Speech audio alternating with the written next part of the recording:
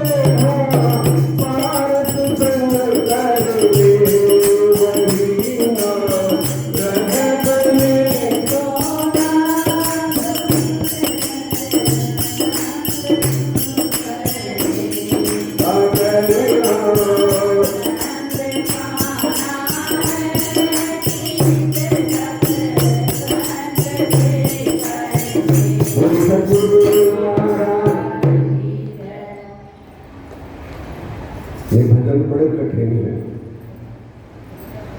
हर कोई भी समझ सकता।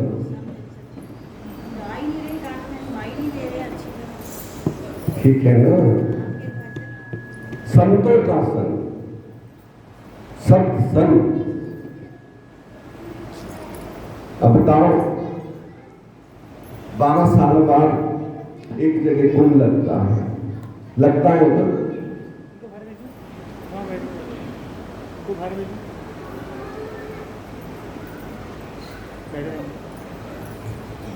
नहीं लगता है?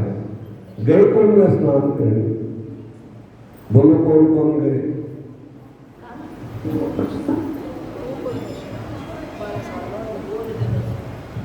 कुंभ में किस किसने स्नान किया, कितनी बार किया? हमने तो अनंत बार किया है। तो कुंभ में क्यों जाते हो? क्यों जाते हो कुंभ में स्नान के लिए? गंगा जल तो पहले भी रहता है, अब भी है, अब क्यों नहीं मेला लगा हुआ? बोलो, उत्तर दो। क्योंकि कुंभ जब होता है तो जिस समय सतयुग में समुद्र का मंथन हुआ तो 4 जगह 4 अमृत की बूंद गिरी। ये बातें ध्यान रखा करो, तुम तो सनातनी हो। और उन 4 जगहों पे कुंभ लगता है। और कुंभ कब लगता है? जब संत वहां इकट्ठे होते हैं। और पहले स्नान कौन करता है? संत करते हैं ना। और संतों की जो चरण रज है उस जल में मिलके वो जल और पवित्र हो जाता है। उसके बाद वह संगत स्नान करती है तो इसलिए वो जल पवित्र हो जाता है। अन्यथा गंगा जल तो सदा पवित्र है। गंगा का नाम लेने से भी पापों का विनाश होता है। लेकिन मेला उस समय क्यों लगता है? क्योंकि वहां पे जो संत हैं, परम संत हैं, महामंडलेश्वर हैं, जो साक्षात प्रभु स्वरूप हैं, उनका समागम होता है और वो वहां स्नान करते हैं। और उनके बाद हम जैसे लोग स्नान करते हैं सब, तो हम कहते हैं हम कुंभ में नहा लिया है, कुंभ में नहाए हैं। और कहा है कुंभ में स्नान करने से जन्मों जन्मों के पापों का विनाश होता है। तो इसलिए सत्य संग, सत्य का संग ही सत्संग है। संतों का संग ही सत्संग है। जब संतों का संग होगा तो सत्य का संग होगा, और सत्य का संग होगा तो हमें भगवान मिल जाएंगे। सीधी सी बात है, उस परम धाम तक हम पहुंच जाएंगे। तो बड़ी है तो बड़ा आसान, लेकिन चलना बड़ा कठिन है। पहाड़ पार करना है। और जो अपने मन को हल्का कर लेता है ना, मक्खन की तरह, तो उसके लिए सहज है, वो सहज भी प्राप्त कर लेता है। अन्यथा दुनिया के लिए तो बहुत कठिन, बहुत कठिन। कैसे करूं, क्या करूं? 36 बातें बनाएंगे। यदि कहेंगे कि कथा में आ जाओ तो घर में ये काम है। यदि कह देंगे चलो जा दें 10 मिनट तो आ जाकर, हमने घर में ही लगाई हुई है।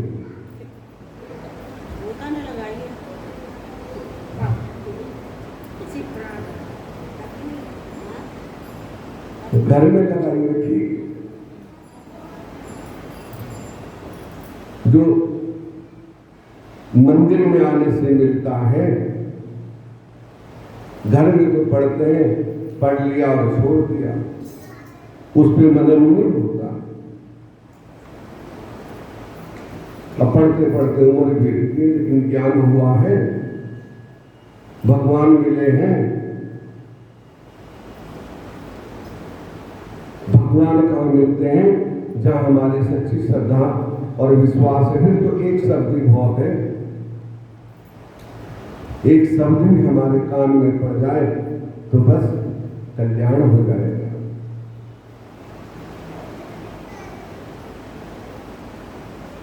घर में करना भी बहुत अच्छा है। चलो वो इतना तो करते हैं कि सब कुछ प्रपंच छोड़ के कुछ देर पुराणों का अध्ययन करते हैं, लेकिन सत्संग में आना और बात है।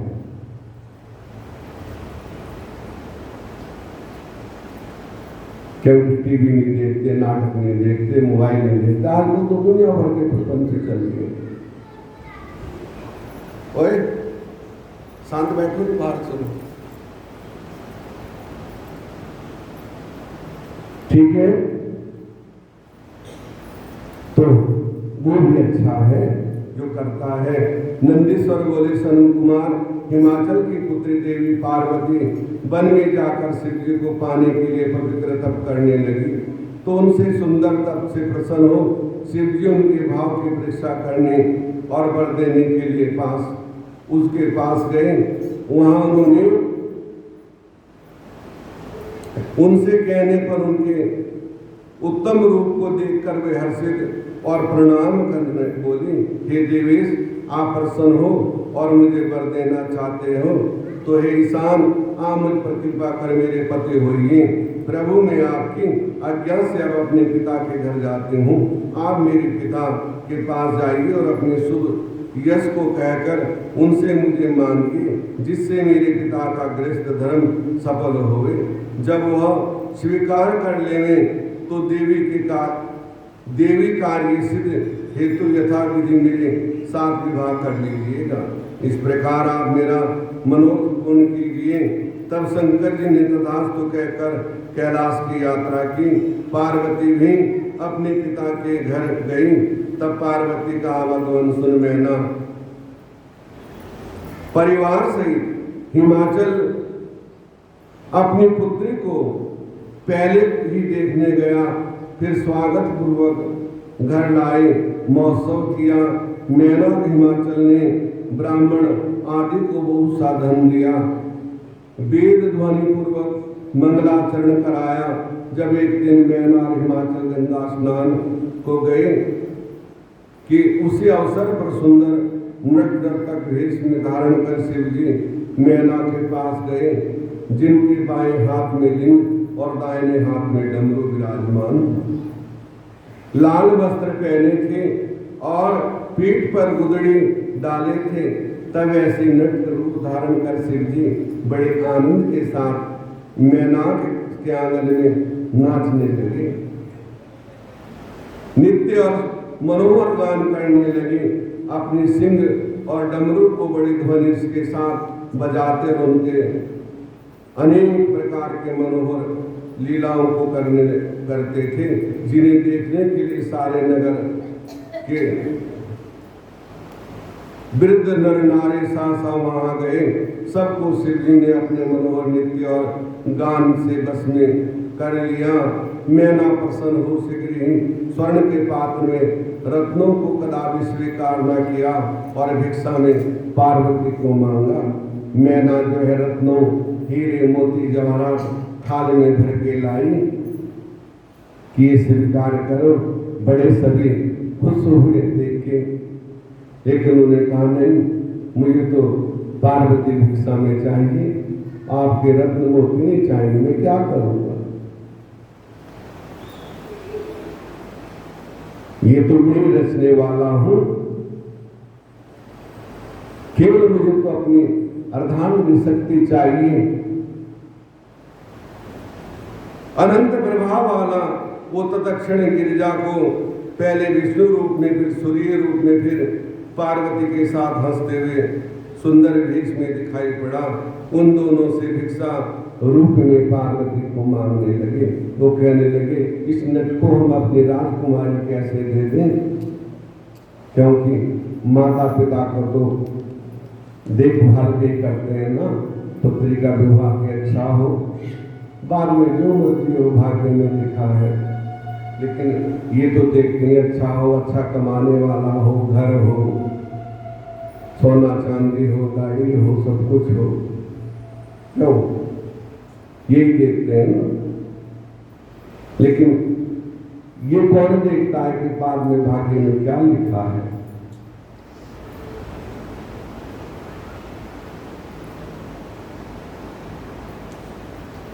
राम जग के विधाता तुझे कौन सी वीरता घेरे, और जन जन के भाग्य विधाता क्या लिखा भाग्य में तेरे, वो भी नहीं जान पाए। गुरु वशिष्ठ सब कुछ जानते थे, लेकिन तब भी उन्होंने राज तिलक की तैयारी की। उनको पता था कि प्रातः काल वनवास हो जाएगा, लेकिन कहा नहीं। और राम जी भी जानते थे, और कहाँ राज तिलक की तैयारी हो रही थी और कहाँ उनको वन का राज प्राप्त हुआ।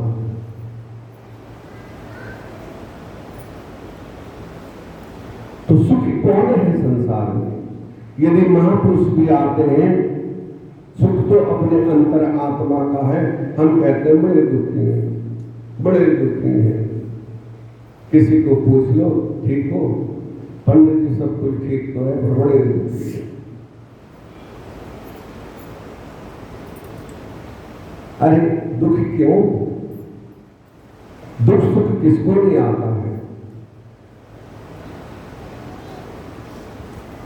यदि ऐसी घटना हमारे साथ हो तो हम क्या से क्या करते, लेकिन उन्हें तब की भी संकोच नहीं किया।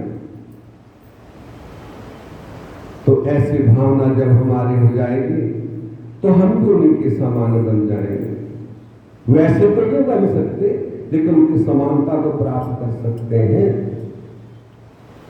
मन प्रसन्न हो, तन प्रसन्न हो, ये सुख जीवन का सुख है। दुख तो आएगा चला जाएगा, सुख आएगा चला जाएगा, फिर सुख आएगा फिर दुख आएगा। ये जीवन के पहलू हैं। जो इसमें खुश रहता है वही उस प्रभु का भक्त है। इस प्रकार विचारते हुए उन दोनों ने शिव की परम भक्ति हो गई। फिर प्रेम पूर्वक पार्वती का विवाह किया। नंदीश्वर बोले संत कुमार, जब मैं नार हिमाचल की शिव जी में परम भक्ति स्थापित हो गई तो उसे जानकर देवताओं को बड़ी चिंता हुई, क्योंकि देवता भी विघ्न डालते हैं। क्योंकि उनकी भक्ति हो गई शिव में, देवताओं ने सोचा अब तो ये सीधे वैकुंठ को चले जाएंगे, शिवलोक को प्राप्त हो जाएंगे। इनको प्राभक्ति भगवान में हो गई। परस्पर परमास करने लगे कि यदि गिरिजा अपने एकांत भक्ति से शिव जी को अपनी पुत्री दे देगा तो निश्चय ही शिव के निर्वाण पद को शीघ्र प्राप्त हो जाएंगे। और यदि कहीं ये अनंत रत्नों का आधार शैल मुक्त हो गया, फिर पृथ्वी रत्न गर्भ कैसे कहलाएगी? तब तो इसका ये नाम भी व्यर्थ हो जाएगा। सारे रत्न जो हैं वो लुप्त हो जाएंगे। क्योंकि हम जो करते हैं अपने स्वार्थ के लिए करते हैं ना, करते हैं नहीं करते हैं, दिखाते जरूर हैं पर स्वार्थ क्यों? लेकिन अपने स्वार्थ के लिए करते हैं। तो ऐसी वो तो कोई संत होता है, बिरला संत है जो पर स्वार्थ करता है।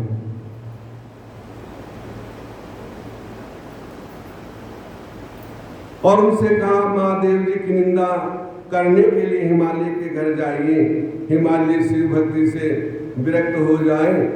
वो श्राद्ध सरदा पार्वती को शिव जी के लिए ना देकर पृथ्वी पर रहे। तब देवताओं के इन वचन को सुनकर बृहस्पति जी विचार कर उनसे बोले, चाहे तुम सभी यहाँ तुमने कोई एक देवता इस कार्य के लिए शैल के पास जाओ और अपना मनोरथ सिद्ध करो, मैं तो कभी नहीं जाऊंगा। बृहस्पति ने कहा, मैं कभी नहीं जाऊंगा, मैं ऐसा कार्य नहीं कर सकता, क्यों देव गुरु है। लेकिन कोई भी देवता अपना भेष बदल के जाइए और ये कार्य कर दीजिए, पूर्ण करें, परंतु ये कार्य करने में मैं असमर्थ हूं। अथवा ब्रह्मा जी से कहकर अपना कार्य कराओ। तब ये वृतांत ब्रह्मा जी से जाकर कहा, ब्रह्मा जी ने कहा, मैं दुख देने वाले और कलह कारण शिव की निंदा नहीं करूंगा, तुम स्वयं ही कैलाश पर जाकर शंकर को प्रसन्न करो। वो हिमालय के घर भेजे, भगवान शंकर हिमालय पर जाकर वहां अपनी निंदा करें, क्योंकि पर निंदा विनाश है, और यदि कोई स्वयं अपनी निंदा करता है तो उसे यश प्राप्त होता है। ठीक है ना? क्या कहा है कि पर निंदा विनाश का कारण है, किसी की निंदा नहीं करनी चाहिए। अच्छा हो बुरा हो, और हम वही करते हैं, फलाना आदमी ऐसा था। यदि छोटी सी बात होगी तो उसे बड़ा चढ़ा के करते हैं। पर निंदा विनाश का कारण है। समझो, जो पर निंदा करता है उसका विनाश आ गया। वो ऐसा था, वो ऐसा था, उसने किया, उसने किया, तुम्हें क्या लेना? किया नहीं किया तुम्हारे क्या प्रमाण है? सुना था, फिर ये कह देते हैं सुना था।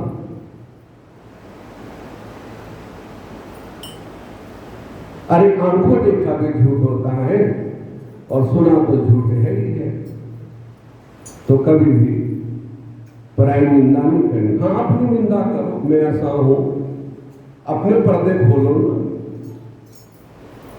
मेरे अंदर इतना गुस्सा आता है, मैंने ये पाप किया है, आज मैंने ये खाया है, इतना झूठ बोला है, तो उससे यश प्राप्त होता है। लेकिन वो नहीं हम करते। हमारा क्या काम है कि अपनी पोटली छिपा लेते हैं और दूसरे की बखान कर, और बखान भी ऐसे नहीं करते, खूब नमक मिर्च लगा के,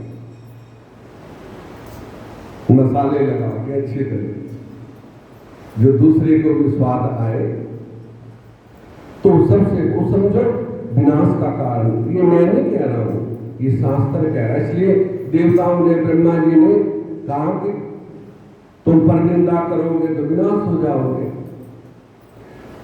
तुम भगवान शिव को प्रसन्न करो कि वो खुद अपनी निंदा खुद करे, तो उनको यश प्राप्त होगा। तो भगवान के पास जाके प्रार्थना की, भगवान प्रसन्न हुए और जाके हिमाचल के आंगन में खुद ही अपनी निंदा करने लगे। तुम शिव को कहां अपनी पुत्री दे रहे हो? वो शमशानवासी, कपालधारी, जटाधारी, पिनाकधारी, न भोजन है, ना कोई वस्त्र पहनता है, नंगा, बूढ़ा, ना जाने क्या कर रहा। यदि देनी है तो विष्णु को अपनी कन्या जो दिव्योत्पत्ति है, वहां क्या करेगी तुम्हारी कन्या? भूखी मर जाएगी, वस्त्र पहनने को नहीं मिलेगा, क्या नंगी रहेगी? उसके पास तो एक बूढ़ा बैल है और बस एक डमरू और त्रिशूल है।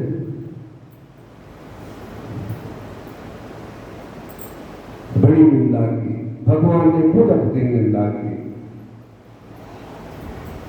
कदा के मंगल नहीं है। पहले तो ये देखो कि उसके एक भी बंधु नहीं, ना उसका कोई बाप है, ना भाई है, ना बंधु है, ना बहन है, ना ताऊ है, ना चाचा है, ना बुआ है, ना भतीजा है। अरे कोई है जो तुम्हारी पुत्री से कोई बात करेगा?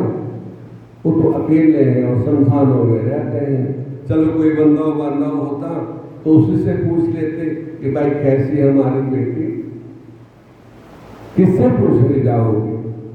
भगवान स्वयं अपनी निंदा करने लगे। पार्वती से नहीं रोगी, कौशली अच्छी नहीं लगती, उसे तो सर्वदा कुपथी भाता है। पार्वती के दानव रूप कर्म में ये उपयुक्त पात्र नहीं है। पार्वती तो बावली हो गई है, जो उससे प्यार कर बैठी, क्योंकि उसे पता नहीं है, क्योंकि जो रोगी होता है ना तो उसे चटपटा खाने की इच्छा करती है कि ये मिल जाए वो मिल जाए, वो भाग्य उसे भाता है, तो इसलिए वो तो बावली हो गई। तुम तो उसके माता पिता हो, समझा सकते हो। उड़ंग क्योंकि वो शिव से सर्वदा आश्रयहीन एका ही रूप निर्गुण अव्यक्त शमशान वासी सर्पधारी और दिगंबर है। वो सर्वदा शरीर में धूलि लपेटे रहते हैं, कोई इत्र नहीं लगाते। आजकल तो जब कोई शादी होती है तो बड़े सुगंधित इत्र और ना जाने क्या क्या लगाते हैं, जिधर को जाते हैं रास्ता भी महक जाता है, तो धूलि लपेटने वाले हैं। भला वहां कैसे तुम्हारी पुत्री रहेगी? पश्चाताप भगवान शंकर ने भक्तों को हर्षदायक महान लीला करके देवताओं का कार्य सिद्ध किया। नंदीश्वर बोले, सर्वज्ञ सनन कुमार देव ऋषि बृहस्पति के पुत्र भारद्वाज जी और भारद्वाज जी के यथोचित द्रोण नामक पुत्र उत्पन्न हुए और धनुषधारियों में से महावीर महातेजस्वी सर्वास्त्र विशारद, जिसे लोग धनुर्वेद और वेद भी निष्पाप कहते हैं, वे बलवान द्रोण अपने बल से कौरव के आचार्य हुए। फिर उनके मध्य में 6 महारथियों से वे विख्यात हुए। इन द्रोणाचार्य ने कौरवों की सहायता के लिए शिव जी का उद्देश्य कर पुत्र बड़ा तप किया और भगवान शंकर प्रसन्न हो द्रोणाचार्य के आगे आए न देख द्रोणाचार्य बड़ा प्रसन्न हुआ। फिर हाथ जोड़ नमस्कार कर प्रार्थना करने लगा। उनकी स्थिति इस प्रकार अत्यंत नम्रता से द्रोणाचार्य ने कहा, हे नाथ, अपने अंश से पैदा होने वाला सबसे अजय और महाबली पुत्र मुझको पुत्र दीजिए। तो भगवान शिव प्रसन्न हुए और उनको पुत्र का वरदान दिया। उनका पुत्र अश्वस्थामा हुआ, जो आज भी अजय है।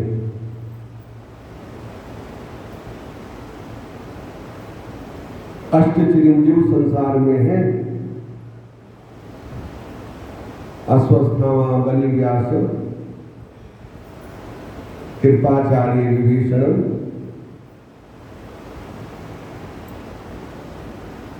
और हनुमान जी। ये अश्चिरंजीव संसार में आज भी जीवित है। ऐसा पुत्र उनको प्राप्त हुआ।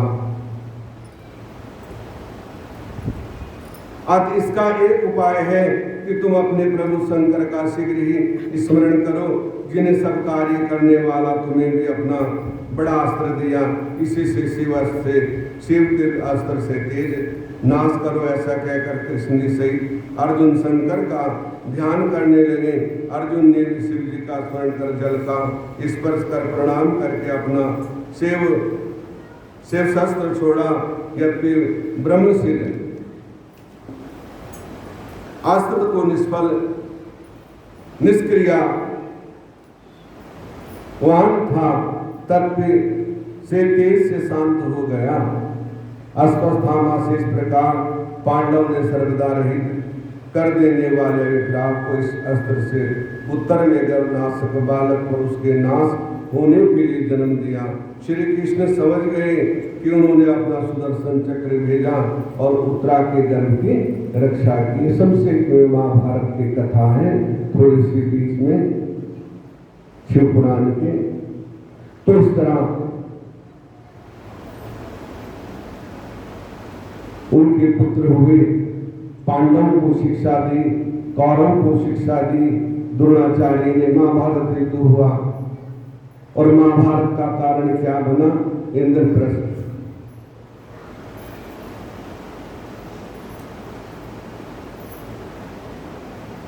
इंद्रप्रस्थ जिस समय बनाया, यज्ञ किया तो वह सबको बुलाया।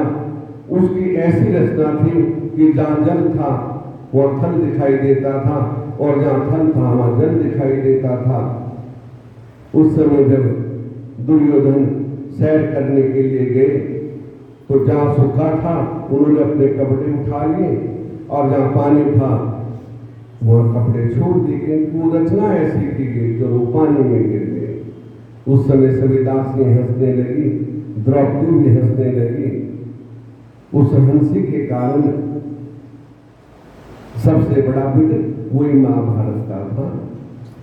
और से कारण बहुत थे और भी, लेकिन वो ईश्वर वही बना और द्रौपदी को भरी सभा में उस अपमान के कारण दुर्योधन ने चीरहरण किया। कहने का मतलब भावार्थ कि भक्तों को सदा कष्ट आते हैं लेकिन भगवान स्वयं आकर उसकी रक्षा करते हैं।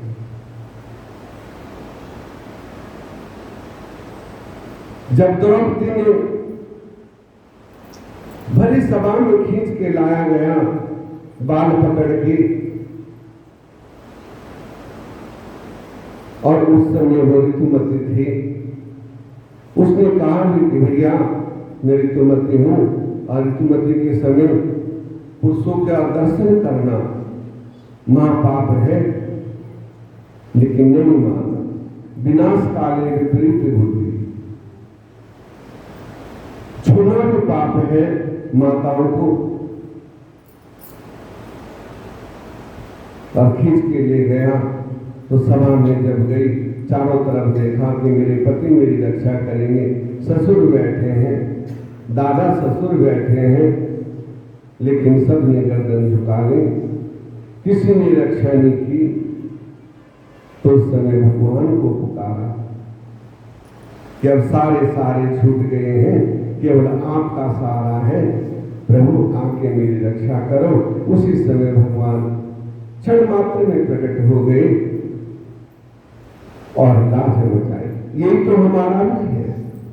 हम सोचते ये मेरा है, ये मेरा है, लेकिन जब सब हाथ खड़े कर देते हैं ना, भाई मेरे पे कुछ नहीं है,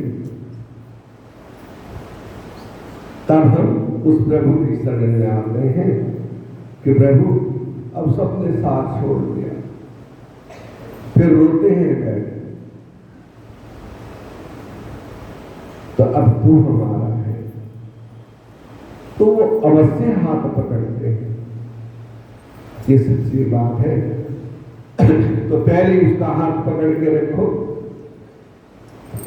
जो कभी छुड़ाए, ऐसा कस के पकड़ा दो कि छूट ही ना पाए। चाहे दुख आए चाहे सुख आए, जो मर्जी आए, बस इतना कस के पकड़ा दो कि वो छूट ही ना पाए। तो ये सच्ची भक्ति है और इसी से कल्याण होगा।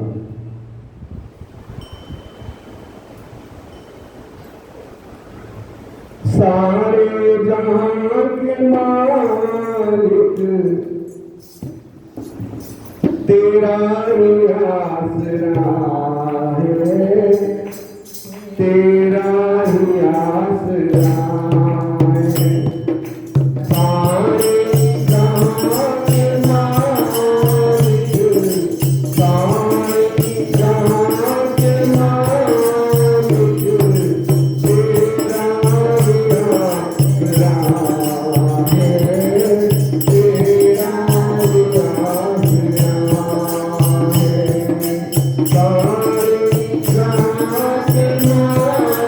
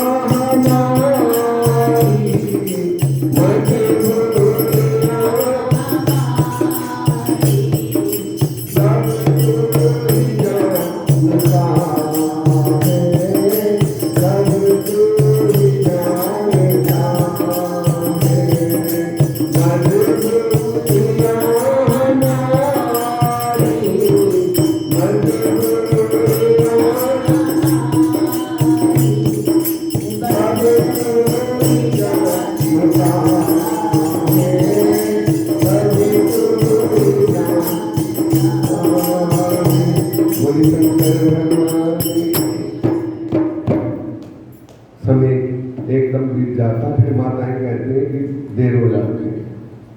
कल सुनाएंगे आपको। हर हर महादेव शंभो काशी विश्वनाथ देव, हर हर महादेव शंभो काशी विश्वनाथ देव, काशी अमरनाथ देव, हर हर महादेव शंभो, हर हर महादेव शंभो। शंकर भगवान की जय जय श्री राधे, जय जय श्री राधे, जय जय श्री राधे श्याम।